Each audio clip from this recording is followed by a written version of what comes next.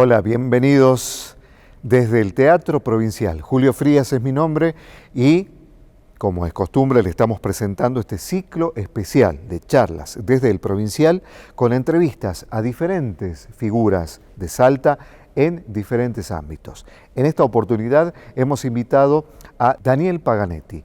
Daniel es abogado, además es el creador de la Secretaría de Defensa al Consumidor y especialista en la materia. Para conocer no solamente su actividad, sino también algunas preguntas que le hemos formulado vinculadas precisamente con la actualidad y con el mundo que tiene que ver con el consumidor. Para ustedes. Daniel Paganetti, popular Colo. Quizás una de las referencias obligadas cuando hablamos de derecho del consumidor en la provincia y en el país. Y uno de los impulsores más conocidos de Ficha Limpia. Hubieron 1000 críticas con respecto a esto, sobre esta cuestión. Pero antes de seguir, gracias por venir, ¿no? No, gracias por invitarme. Bienvenido. Muchas gracias. Ficha Limpia. ¿Qué es Ficha Limpia? Ficha Limpia es un movimiento ciudadano, netamente ciudadano, sin ninguna bandera política partidaria, que tiene como fin llevar a nuestros representantes de todo el país, no solamente a nivel nacional, sino a nivel provincial, esta iniciativa ciudadana, como digo, que es un proyecto de ley que ya se está aprobando en distintas provincias, que fundamentalmente lo que establece es, desde el punto de vista electoral, la inhabilitación de determinadas personas para poder acceder a cargos públicos electivos, ¿no? Consideramos que una persona con antecedentes penales, por supuesto confirmado, ¿no? Confirmado en una segunda instancia, es suficiente mérito para entender de la falta de idoneidad para poder acceder a un cargo electivo, ¿no? Una persona que tiene antecedentes, a mi criterio, y lo participamos todos los que formamos este movimiento ciudadano, creemos que una persona con antecedentes penales no puede acceder a cargos públicos porque cualquier trabajo, de cualquier índole, un requisito esencial que uno tiene que acreditar es falta de antecedentes penales.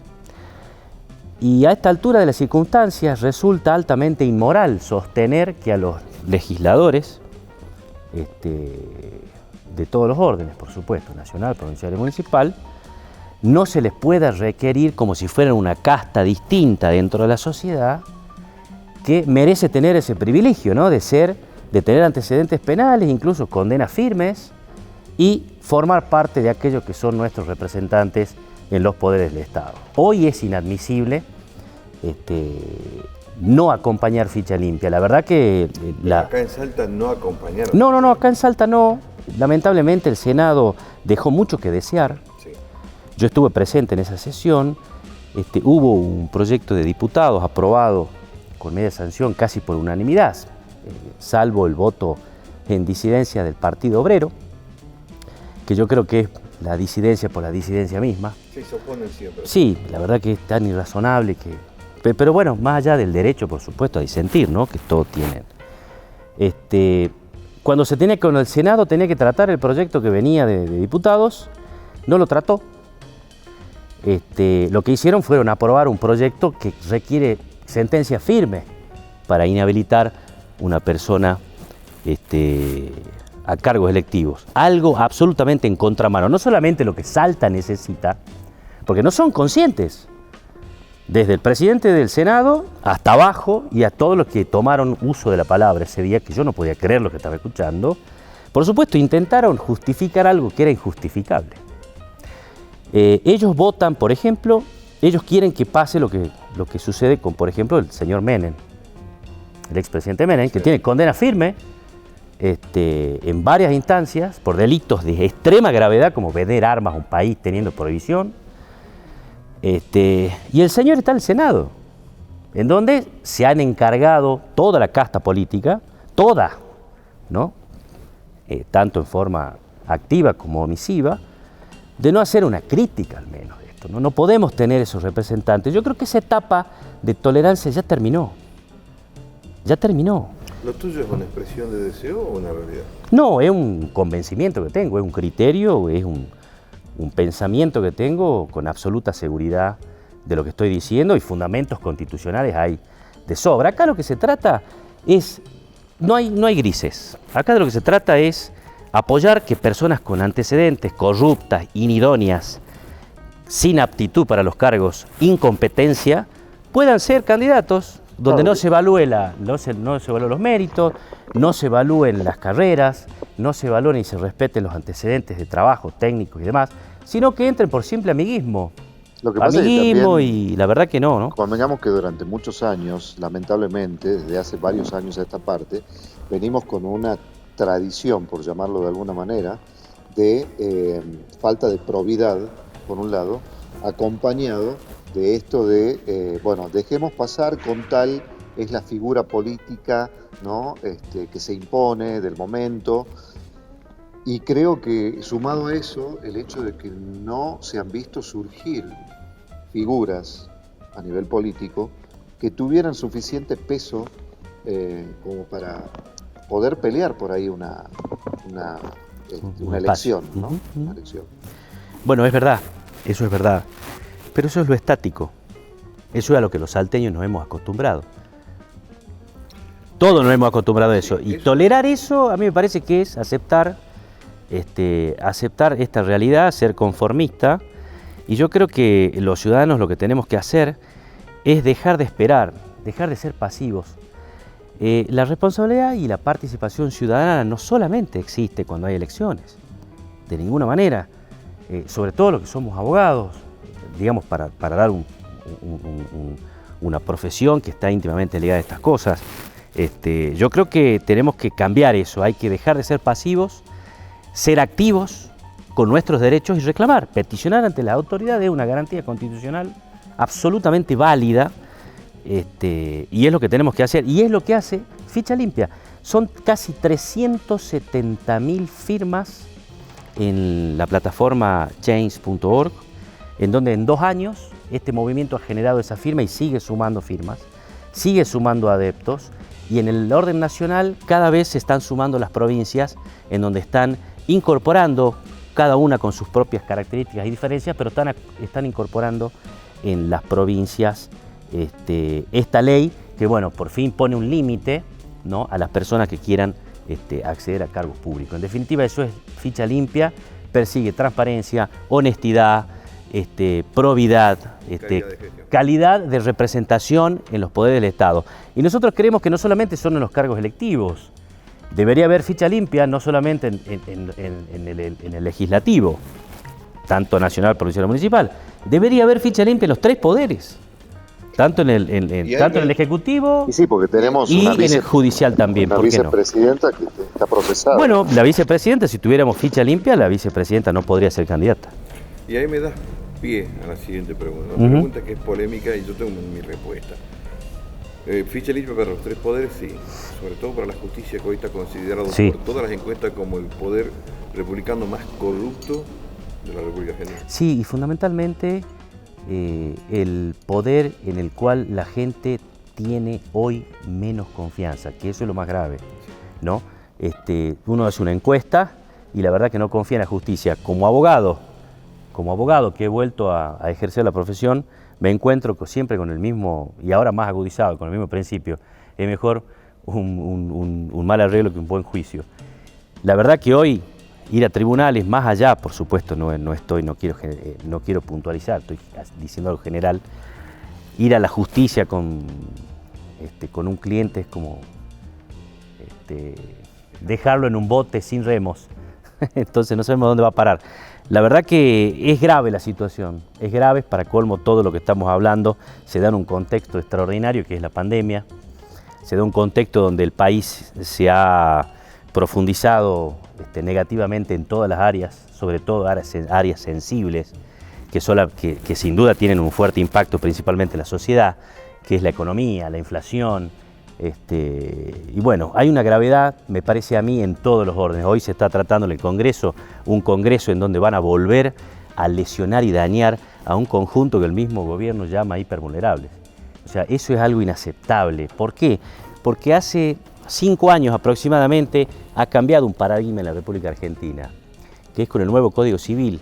El nuevo Código Civil parece que alguna gente no se ha dado cuenta, incluso en tribunales, que el paradigma más importante del Código Nuevo es que manda a prevenir. Hay un deber de prevenir tanto de personas humanas como de personas jurídicas, incluida el Estado.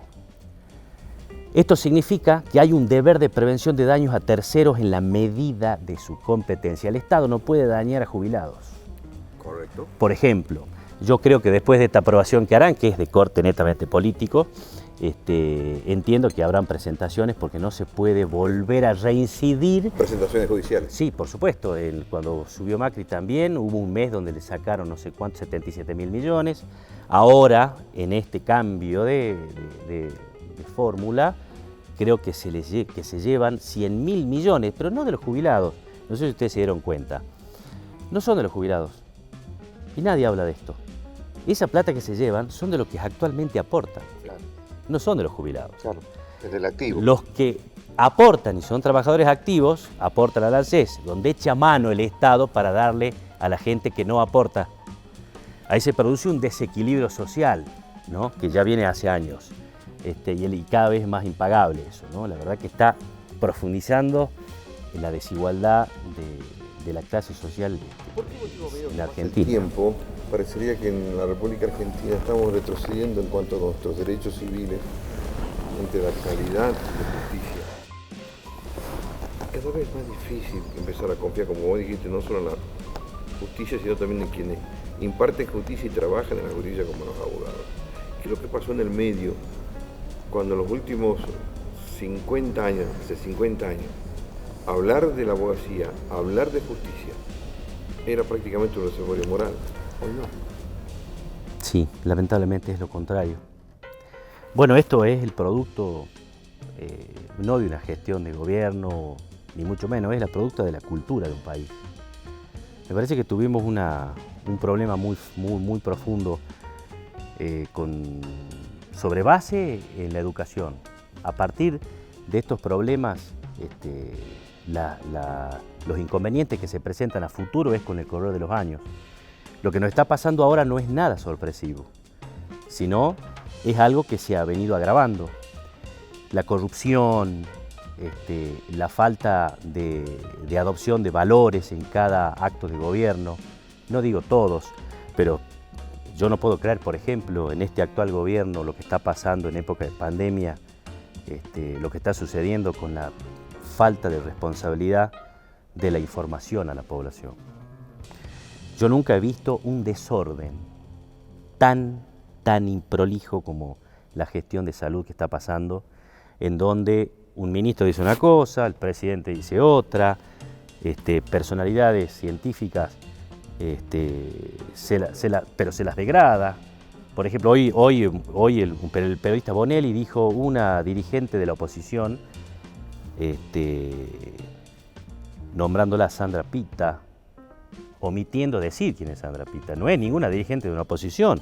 Sandra Pita es una científica del CONICET, es una mujer muy respetada, donde ella se desenvuelve, es muy respetada, y no hay derecho a que un periodista la trate o la ningunee de esa manera a esta mujer, que a mí me parece impecable, que tiene su postura, que se podrá disentir o no, por supuesto, ¿no? Se podrá disentir o no, pero creo yo que es respetable, es una persona idónea para opinar, ¿no? Entonces, la idoneidad de una persona para opinar es el límite hacia los demás. Claro, lo que pasa es que estamos mal acostumbrados, desgraciadamente, a la descalificación, ¿no?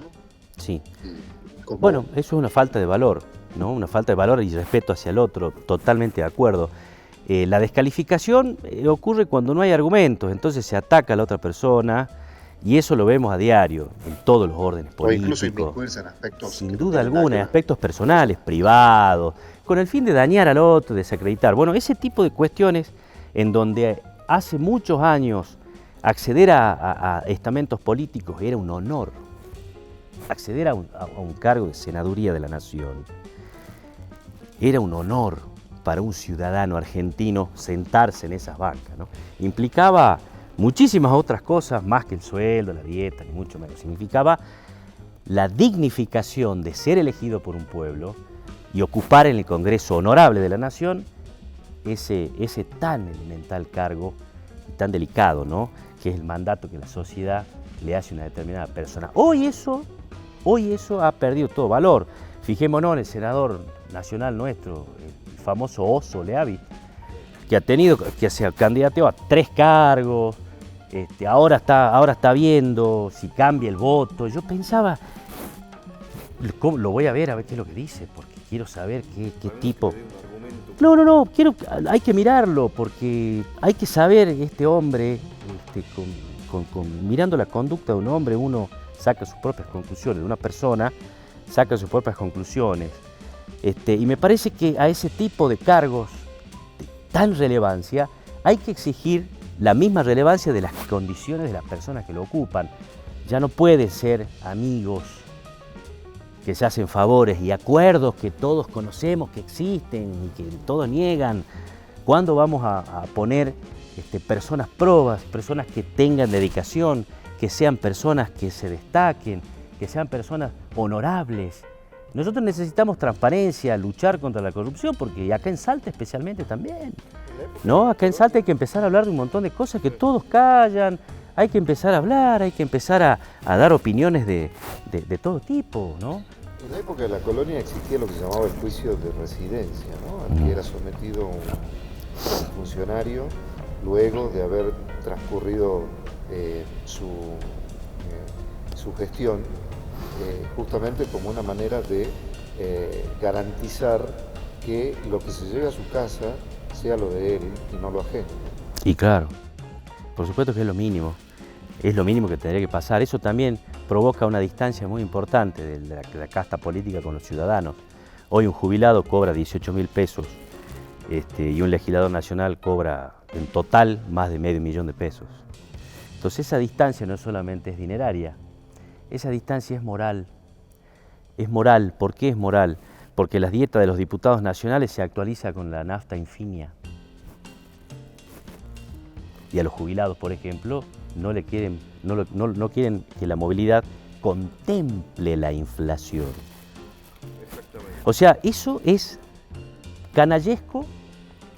Canallesco es lo mínimo que se puede decir. No se puede engañar a la gente así, ¿no? Es hora de que realmente se pongan las cosas en la mesa y se discutan. Si están bien o están mal. Hoy los legisladores se esconden. ¿A dónde? En el silencio. Se esconden porque no quieren hablar. Son gallitos para sacar cuentas y abrir las redes sociales y uno le hace una pregunta y no te contestan. Es una falta de educación.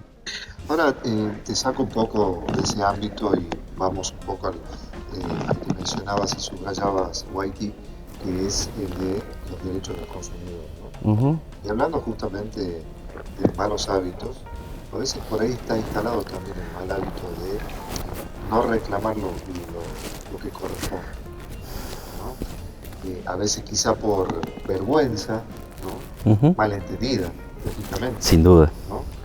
A veces por miedo a una represalia, miedo a que, no, pero si reclamo y si después... Me pasa algo, claro, se me viene en contra. Bueno, tenés... O la más común de todas. ¿Para qué vas a reclamar si no va a pasar nada? ¿Para qué vas a hacer la denuncia si no va a pasar nada? Bueno, yo lo he dicho públicamente hace muchísimos años. Desde el año 93 hay una obligación del Estado por una ley de orden público que obliga, no es que es discrecional para el Estado, si va a ver si educa al consumidor o no. Es obligación del año 93 de que el Estado eduque a los consumidores. Obligación incumplida al día de hoy. Incumplida. Hoy educación del consumidor hace mucho, debería estar en la currícula de la escuela, en todas las escuelas de la provincia, en todas las escuelas del país, se debería educar al consumidor. Debería estar una materia en la primaria. ¿Por qué en la primaria? Porque la primaria es una edad en donde los niños tienen un grado de aprehensión de los conocimientos y lo convierte rápidamente en hábito y se lo llevan para toda la vida. Un docente es el más calificado para explicar esto. Si nosotros queremos consumidores responsables, que sepan cuáles son sus derechos, que sepan, que estén informados, que sepan qué hacer ante un acto de consumo en donde tienen que resolver una situación, el desconocimiento los pone más vulnerables. Entonces eso genera, la falta de educación del consumidor genera lo que vos decías, Julio. Entonces, la falta de educación es solamente un daño al consumidor. Alguien me decía ayer charlándose eso, en el 2020 se perdió un año completo de escolaridad. No garantizan el inicio de clases para este año, para el 21. El problema es el siguiente, se arruinó una generación completa, hay chicos frustrados. Y una mujer planteaba hacer una demanda judicial por incumplimiento de contrato por parte del Estado, de garantizar la educación. ¿Esto es posible? ¿Es real? Sí, por supuesto que es posible. Hay que distinguir la pandemia de la cuarentena. El gobierno es responsable por toda la extensión de la cuarentena, del principio hasta el final, porque eso es decisión política del gobierno. La pandemia es una fuerza mayor. Lo que puede eventualmente generar responsabilidad en los funcionarios, lo digo como especialista en daños que soy, sí. Puede generar responsabilidad funcional, administrativa, hasta penal, por la cuarentena y sobre todo por el tema de las vacunas también, por todo lo que está sucediendo. Puede suceder, es un reclamo que puede llevar mucho tiempo, existe responsabilidad por parte del Estado, sin duda alguna. Recién hablaba de educar desde la primaria a los chicos, me parece fantástico, con respecto al tema de consumo. ¿No sería bueno también educar a los jueces en esto? Lo que pasa es que educar a los jueces, si me piden ustedes una opinión personal, para mí los jueces tienen que tener capacitaciones cada un cierto determinado de tiempo. Los jueces tienen que estar capacitados. Yo estuve hablando con jueces que me dijeron, bueno, yo no sé mucho de defensa del consumidor. Cuando yo me recibí en el año 78, Polo, me dijo un juez de cámara a mí. Yo me recibí en el año 78, no existía la ley de defensa del consumidor. Como lo aprecio mucho, le dije, bueno, yo después te ayudo, te doy una mano. Pero un juez no me puede responder eso, ¿no? Por supuesto que nunca diré quién es, lo apreciamos mucho, pero los jueces tienen que aceptar que tienen que cambiar, vienen así hace muchísimos años y son ellos los referentes de la justicia, son ellos la cara de la justicia, son ellos los que tienen que autoevaluarse, porque un juez tiene que estudiar permanentemente, no estudiar cada caso en particular. Un juez habría que exigirle a los jueces, dentro de su incumbencia, capacitaciones y exámenes. No matarlos, pero exigirles algo que es propio de su ejercicio del cargo. No puede haber un juez que no sepa temas atinentes a su cargo, es una vergüenza. Entonces tenemos jueces que, por supuesto, se pueden oponer a esto, pero me parece que en lo general es algo beneficioso para empezar de a poco a cambiar la imagen de la justicia, ¿no? Última pregunta de mi parte, Daniel. Sí. 2021, ¿cómo lo ves? También complicado por la pandemia, sin duda alguna. Yo, desde el punto de vista del consumidor, que siempre la miro, me preocupa mucho la inflación que se viene, que eso es una clara lesión a la población en forma transversal, sin distinción alguna. Espero que en términos políticos tomen conciencia nuestros representantes, tanto nacionales como provinciales y municipales, de que el cambio se tiene que venir, hay que cambiar, no podemos seguir con los parámetros prepandemia, porque la pandemia es una maestra, más allá de lo que significa, nos vino a enseñar a todos, nos vino a mover a todos así, sacarnos de nuestra zona de confort y mostrarnos la realidad de algunas cosas que por lo general no vemos. Entonces, si nosotros no agarramos eso, no hacemos una profunda reflexión, no solamente en forma individual, sino en aquellos espacios donde se decide el destino de las personas, si no comprendemos que tenemos que cambiar e ir para adelante de una forma distinta, con valores, con transparencia, con honestidad, nos va a ir peor. Así que esperemos que nuestros representantes son los máximos y primeros responsables de los cuales los ciudadanos esperamos algo nuevo.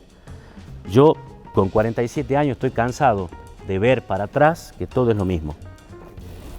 De mi parte, para ir cerrando, preocupa mucho la cantidad de jóvenes que, siendo marginados y por vivir el estigma de pertenecer a una clase social baja, vivir en una villa y carecer de recursos, lamentablemente no acceden a una educación como la que desde la normalidad se mira desde otros estamentos, ¿no? Y menciono esto ligado a Ley Penal Juvenil. Ese clamor que hay de una parte de la sociedad pidiendo que se baje la edad de imputabilidad. Es un problema, a mi entender, es un problema muy complejo, que ataca, por supuesto, el grado de delincuencia que hay cada vez en personas que tienen menos años de edad. Estamos viendo que chicos de 12, 13 años cometen delitos y demás, pero ahí no está el problema. El problema no está ahí, el problema no se va a solucionar si nosotros a un niño que tiene que estar haciendo otras cosas, ¿no? Por su salud mental, en definitiva por todos los derechos que los niños tienen, con jerarquía inclusive, no solamente constitucional, de protección, sino incluso internacional y demás. El problema es muy complejo. A mi entender son políticas públicas que tienen que dictarse, que sean sustentables en el tiempo y que tiendan a resolver esta situación, porque no se resuelven en un plazo de gobierno.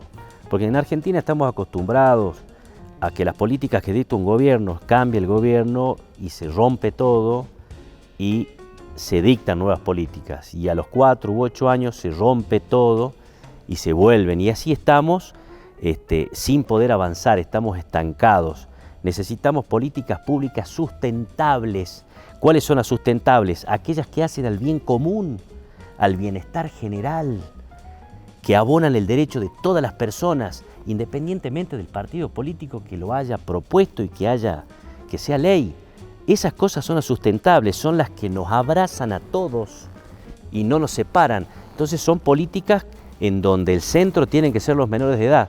Lo que pasa es que hay que lograr la articulación, como hablan los políticos ahora, de determinadas áreas que convergen en la necesidad de cambiar la situación del Estado penal juvenil en Argentina. Y bueno, cada provincia tendrá su situación actual. Pero no me parece que ese sea, Julio, lo más razonable, ¿no? Bajar la edad de imputabilidad juvenil me parece que no. Puede ser una medida provisoria, pero no es la sustancial ni de fondo que necesita la materia tan sensible, ¿no? Porque estamos privando a los niños de libertad, pero implica la comisión de otros delitos, el origen de ese niño familiar. O sea, es tan complejo el tema, pero básicamente, más allá de cualquier opinión, me parece que todas tienen que descansar en una plataforma de políticas públicas sustentables en el tiempo, que cambien la situación a mediano y largo plazo. Daniel, te agradezco muchísimo que haya venido. No, Muchas gracias. yo soy el agradecido, muy amable.